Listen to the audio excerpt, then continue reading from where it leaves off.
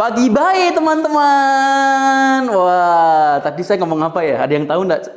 Tadi saya ngomong apa? Pagi baik. Wah, pagi baik itu adalah sapaan bahasa Timor ya.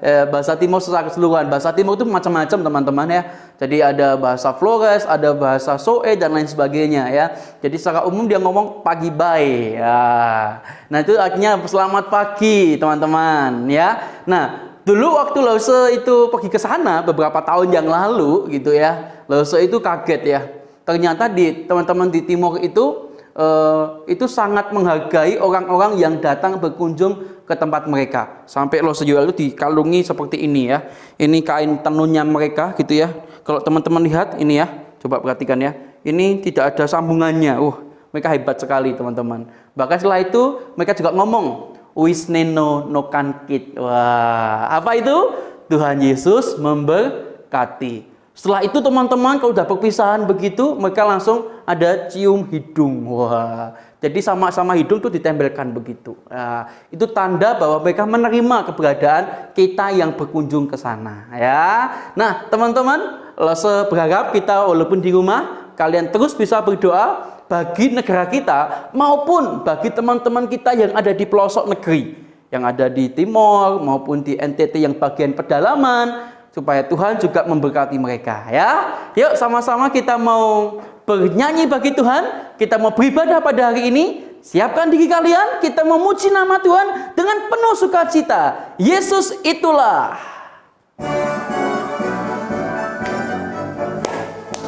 Yesus itulah satu-satunya penolongku yang sungguh. Dia berjanji akan kembali angkat kita semua. Oh, haleluya, puji Tuhan, upahmu besar di surga. Oh, haleluya, puji Tuhan, upahmu besar di surga. Itulah satu-satunya penolongku yang sungguh. Dia berjanji akan kembali angkat kita semua. Oh, haleluya, puji Tuhan, upahmu besar di surga. Oh, haleluya, puji Tuhan, upahmu besar di surga. Yuk, sebelum kita melanjutkan ibadah kita hari ini, sama-sama kita berdoa dulu, kita menghadap Tuhan. Yuk kita berdoa. Tuhan, terima kasih di pagi yang indah ini kami boleh bersama-sama dengan keluarga kami, bahkan teman-teman kami yang ada di rumah mereka masing-masing untuk beribadah kepada Tuhan. Saatnya Tuhan, kiranya Tuhan memberkati ibadah kami hari ini dari awal hingga akhirnya. Di dalam nama Tuhan Yesus kami berdoa. Haleluya. Amin. Nah teman-teman yang dikasihi Tuhan, sungguh indah dalam kehidupan kita saat ini. Meskipun kita berada di rumah masing-masing, kita masih beribadah. Itu sungguh anugerah yang dari Tuhan yang tidak bisa kita pikirkan begitu ya. Luar biasa. Nah teman-teman, hari ini kita mau memujikan satu pujian, di mana dalam pujian itu mengatakan bahwa Tuhan itu mengasihi kita seperti apa yang dikatakan oleh Alkitab. Jesus love me, this I know.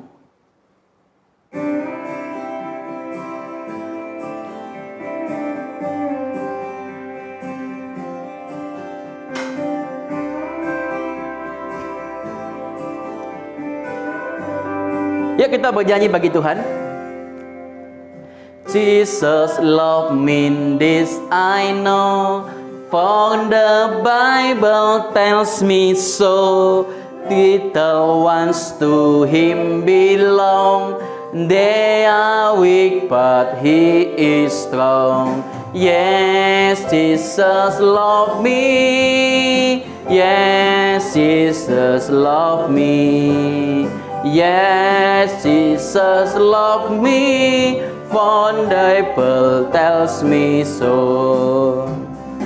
Jesus love me, this I know.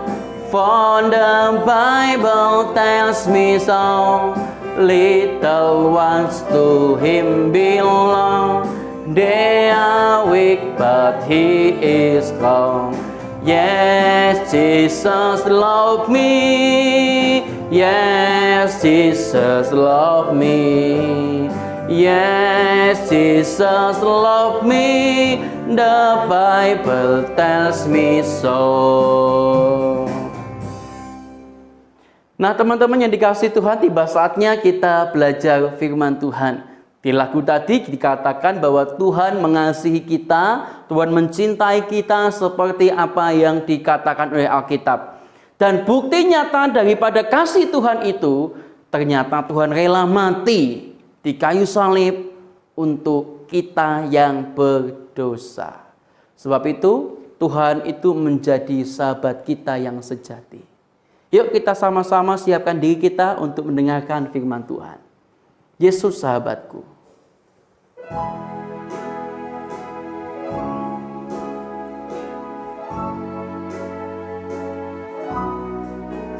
Yesus sahabatku, kau mati bagiku, besarlah kasih-Mu. Sahabat dan Tuhanku, sampai ku besar nanti, sampai aku mati, ku kan ingat Dikau, Yesus sahabat dan Tuhanku.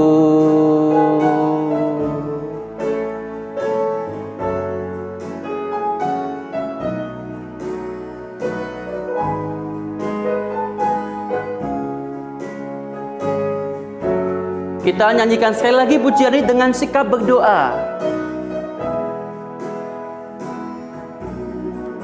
Yesus sahabatku, kau mati bagiku, besarlah kasih-Mu, sahabat dan Tuhanku, sampai ku besar nanti, sampai aku mati, ku kan ingat Dikau, Yesus sahabat dan Tuhanku.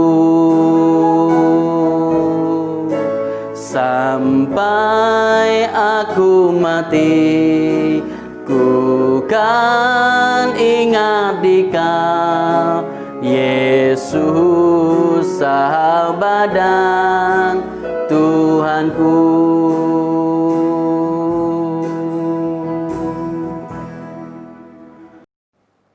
Halo teman-teman, selamat pagi semuanya. Wah, Losial bersyukur bisa ketemu kalian lagi di dalam ibadah kita hari ini. Ngomong-ngomong, saya pakai baju apa ini ya? Oh, pakai jas gitu ya. Sini, kaosnya kaos apa ini? Ada yang tahu nggak? Wah, ini identik dengan teman-teman kita yang ada di Madura. Siapa yang pernah ke Madura dari antara kalian? Nah, kalau teman-teman pernah ke Madura, pernah piknik atau bertamasya ke sana, ataupun teman-teman pernah makan di Madura, kuliner apa yang enak, tempat wisata apa yang bagus, silahkan komen ya. Siapa tahu nanti Losioel bisa ke sana begitu ya, kalau sudah selesai pandemi ini. Nah, hari ini kita mau belajar firman Tuhan bersama-sama. Mari sama-sama saya undang setiap kita untuk kita berdoa lebih dulu sebelum kita belajar firman Tuhan. Yuk kita berdoa dulu.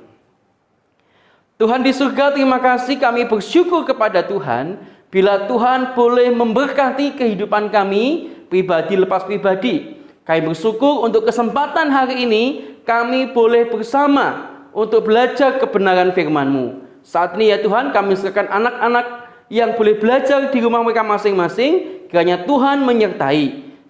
Di dalam nama Tuhan Yesus kami sudah berdoa. Haleluya. Amin.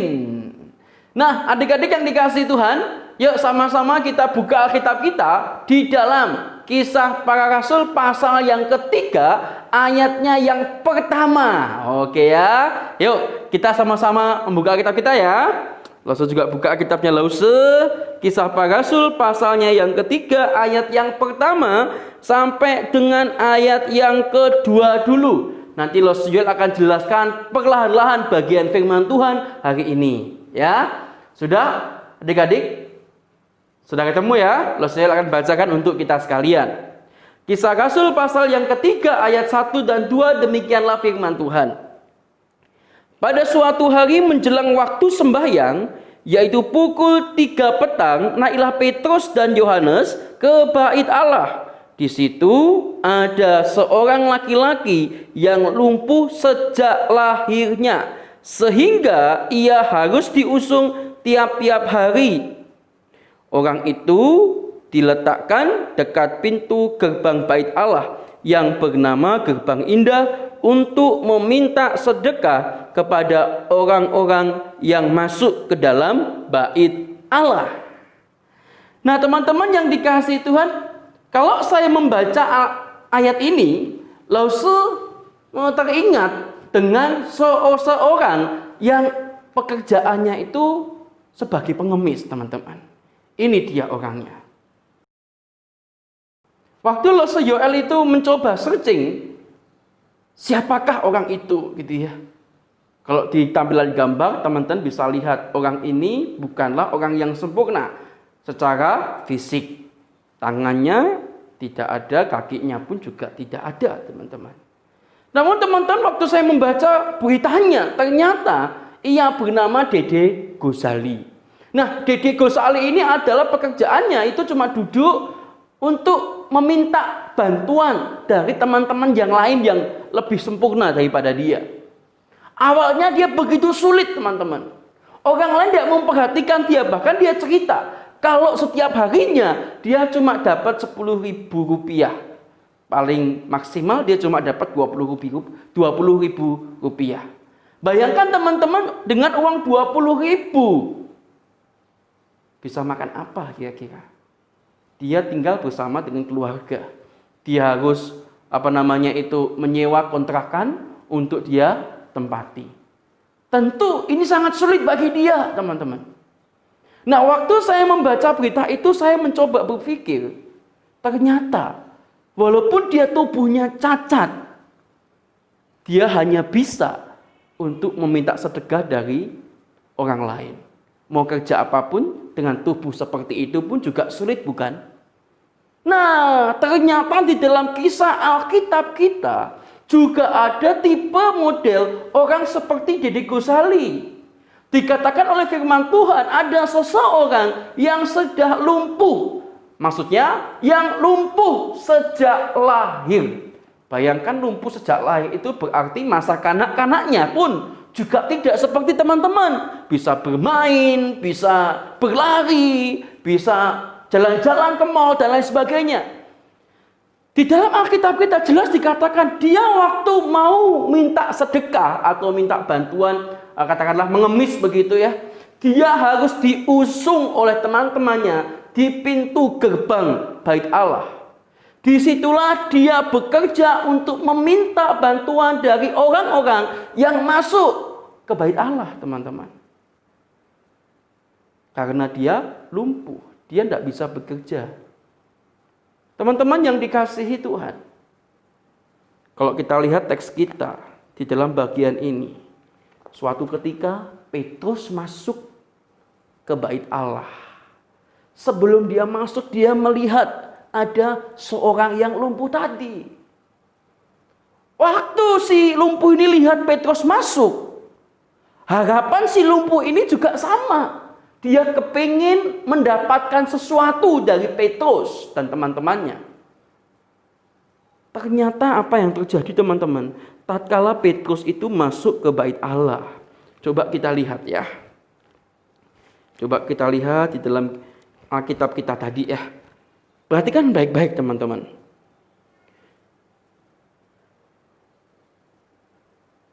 Di ayat yang ketiga, ketika orang itu melihat bahwa Petrus dan Yohanes hendak masuk ke dalam bait Allah, ia meminta sedekah.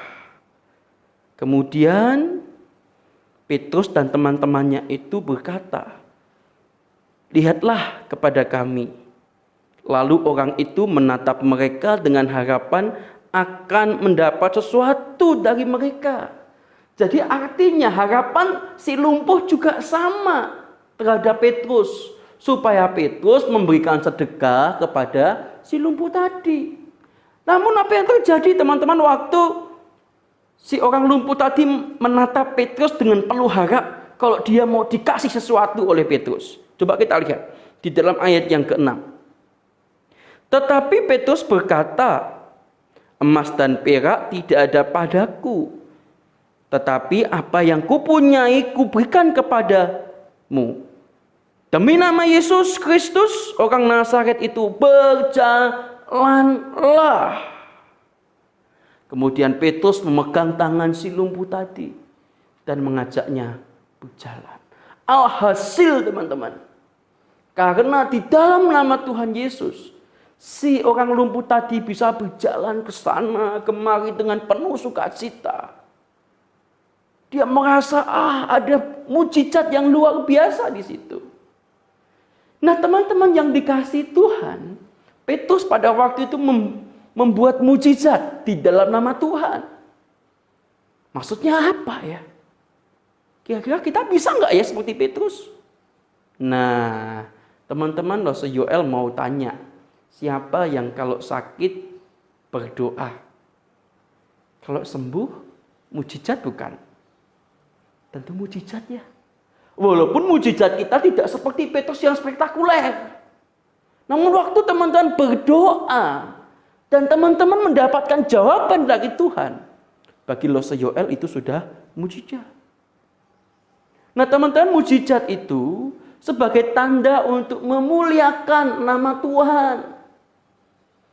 Jadi Petrus pada waktu itu melakukan untuk memuliakan nama Tuhan teman-teman. Kalau kita memuliakan nama Tuhan, bisa dengan berdoa bagi orang lain. Bisa dengan cara-cara yang lain. Nah teman-teman yang dikasih dan mengasihi Tuhan, kita itu juga wajib teman-teman. Tuhan sebelum dia terangkat ke surga, Tuhan berpesan kita sebagai murid-muridnya, kita harus memberitakan Injil Tuhan ke seluruh penjuru dunia. Nah, siapa yang di sini sudah mencoba memberitakan Injil? Ayo.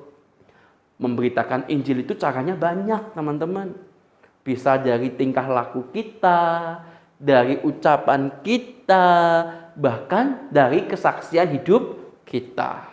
Nah teman-teman yang dikasih dan mengasihi Tuhan, hari ini Rasul mau mengajak kalian untuk kalian boleh belajar berbagi kisah kalian di dunia maya.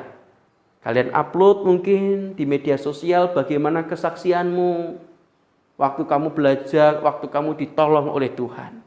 Dan kiranya melalui kesaksian itu, teman-teman kalian yang membaca kisahmu atau mendengar kesaksianmu, mereka bisa terberkati.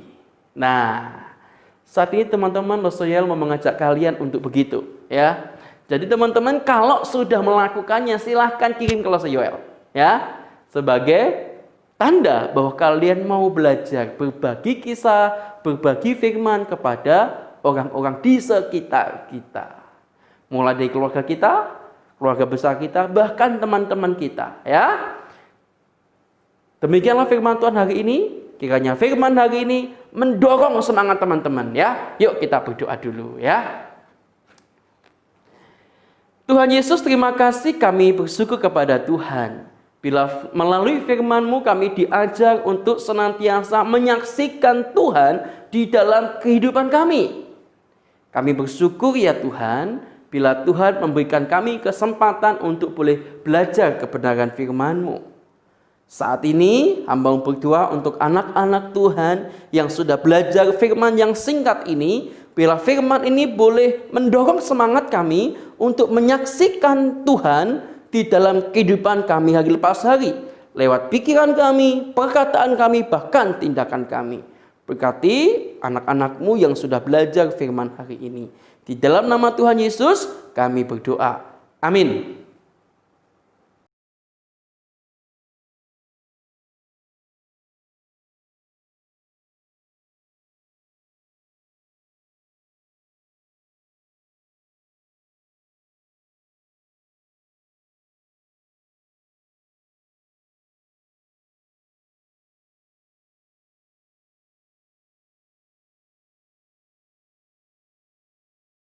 Nah, teman-teman, kita sudah belajar firman Tuhan.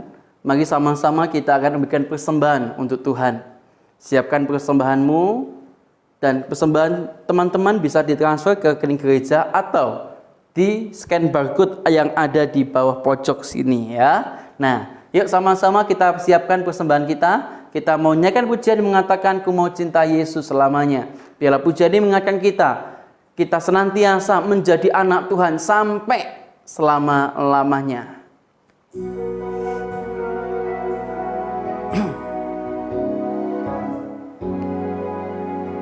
Ku mau cinta Yesus selamanya.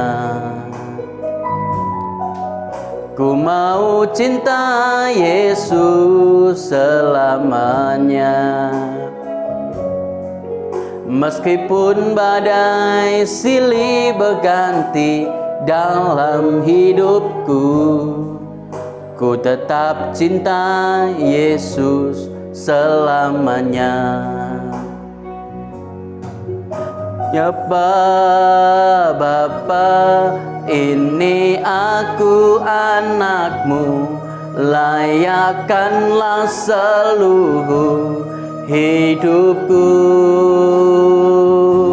Ya Aba, Bapa, ini aku anakmu, pakailah sesuai dengan rencanamu. Ku mau cinta Yesus selamanya.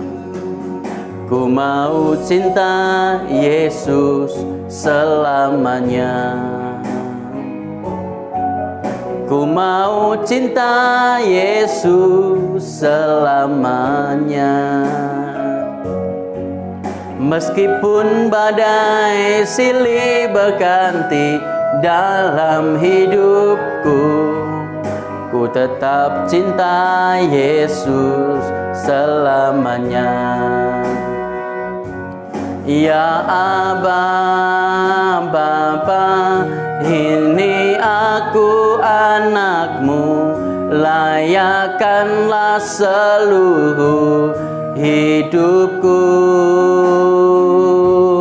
Ya Bapa, Bapa, ini aku anakmu, pakailah sesuai dengan rencanamu.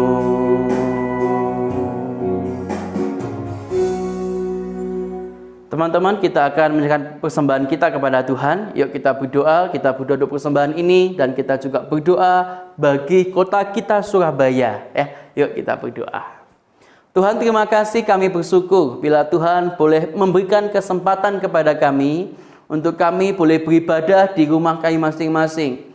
Kami bersyukur untuk kesempatan itu ya Tuhan. Saat ini kami juga berdoa untuk persembahan yang kami bawa kepada Tuhan. Kiranya Tuhan memberkati, Tuhan boleh menyertai persembahan ini, dan persembahan bisa menjadi berkat bagi pelebaran kerajaan Tuhan di dunia ini, khususnya di GKT Nazaret. Kami juga berdoa ya Tuhan bagi kota kami di Surabaya ini, kiranya juga Tuhan memberkati kota kami. Bila sungguh-sungguh kota kami terus dilindungi oleh Tuhan, sehingga wabah virus corona ini boleh semakin hari semakin menurun ya Tuhan penyebarannya. Kami serahkan ya Tuhan untuk anak-anak-Mu yang sudah beribadah hari ini, kiranya Tuhan memberkati mereka. Dimanapun mereka berada, kiranya Tuhan senantiasa menyertai mereka ya Tuhan. Berkati juga kedua orang tua mereka yang bekerja di tengah-tengah situasi yang tidak mudah saat ini. Bila sungguh-sungguh Tuhan memberkati.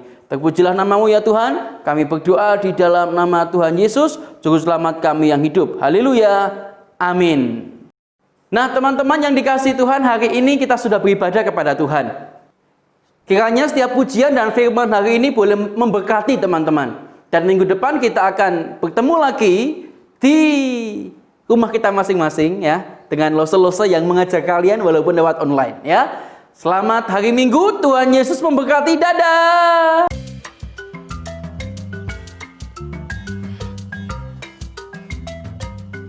Halo teman-teman. Di dalam minggu ini, Komisi Anak GKT Nazaret mengadakan peringatan Hari Lingkungan Hidup. Di dalam peringatan ini, teman-teman diajak untuk teman-teman belajar untuk memperhatikan lingkungan. Salah satunya dengan penanaman pohon. Jadi teman-teman, di dalam sepekan ke depan, teman-teman bisa menanam pohon apapun, ya, apapun ya, entah pohon bawang, itu kok pohon bawang, entah tanaman bawang, ya, ataupun tanaman buah-buahan. Dan kiranya itu menjadi aktivitas kita selama kita berada di rumah, ya. Jadi perhatikan lingkungan, teman-teman memelihara tanaman, bisa di pot, bisa di tempat yang lain, teman-teman belajar untuk memelihara itu, ya. Seperti pada video berikut ini. Sudah siap, sekarang kita mau tancap. Tadi yang Mama kasih tahu di bawah itu oke. Sekarang tinggal ginikan aja. Nah, buat dia di dalam sampai masuk. Sudah, setiap hari disirami, dikenakan sinar matahari pagi, nanti tumbuh deh daun bawang kita. Halo teman-teman, Selo sama Beatrice tanam pohon mangga. Ayo. Ayo ya. Ayo.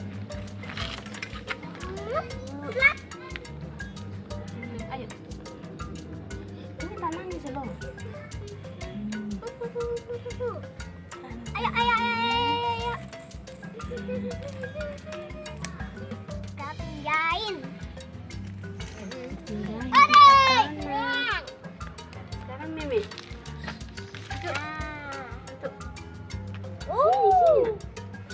Sini. Nah, sini ya. Ini punya Mimi. Ini bantuin. Ya, ayo kita bantuin yuk. Oh, ya. Wow. Sudah. Yeay. Yeay. Sudah ya.